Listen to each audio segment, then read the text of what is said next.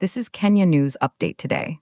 A massive U.S. military buildup is happening right now in the Middle East, and satellite images reveal the true scale of the power play aimed directly at Iran. Coming up, you'll discover the exact warships and fighter jets deployed, the shocking proximity to Iranian shores, and what this means for global security as high-stakes nuclear talks begin.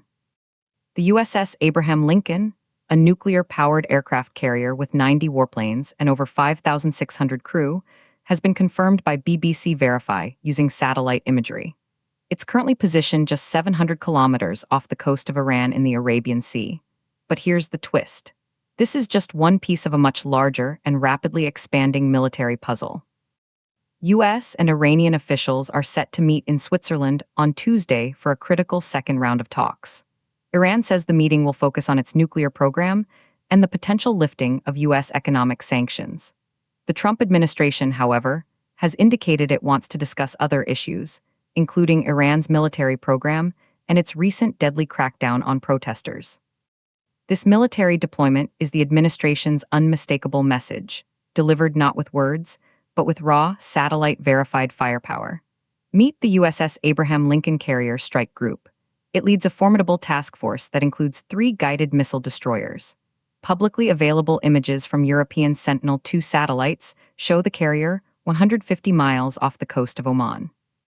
It had not been seen since reportedly entering the region in late January, having crossed open seas with limited satellite coverage. Its arrival adds to a significant U.S. military build-up in the Middle East over the past few weeks. And then, something shocking happened. The U.S. Central Command released images on February 6 showing the Abraham Lincoln flanked by destroyers, fighter jets, surveillance aircraft, and Coast Guard vessels in the Arabian Sea. This was an apparent, deliberate show of military prowess. Iran responded immediately with its own show of force. On Monday, the Islamic Revolutionary Guard Corps launched a major military exercise, showcasing its naval and missile capabilities. The tension is palpable and escalating by the hour. But here's what nobody's talking about. The Abraham Lincoln is not alone. The U.S. has also reportedly sent the USS Gerald R. Ford, the world's largest warship, to the Middle East. It could arrive in the region within the next 3 weeks, doubling America's carrier presence. Through satellite imagery, BBC Verify has now tracked a total of 12 U.S. ships in the region. This includes the Abraham Lincoln Strike Group, 2 additional destroyers capable of long-range missile strikes, and 3 specialist combat ships positioned at the Bahrain Naval Station in the heart of the Gulf. 2 other destroyers have been seen in the eastern Mediterranean, and 1 more is in the Red Sea, creating a potential multi-front naval posture. The buildup isn't just on the water. We have also been tracking a significant increase in U.S. aircraft movements.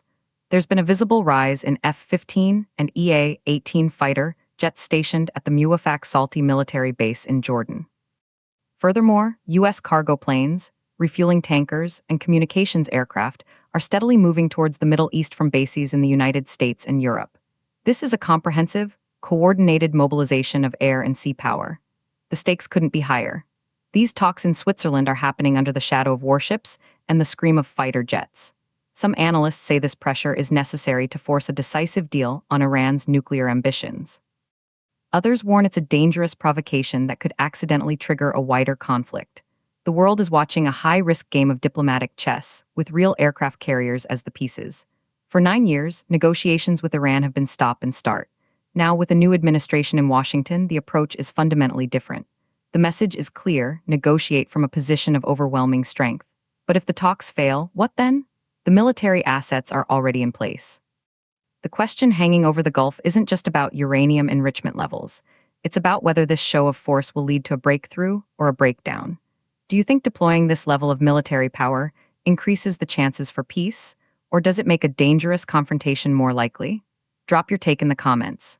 Subscribe to Kenya News Update today for more breaking global security news that impacts us all.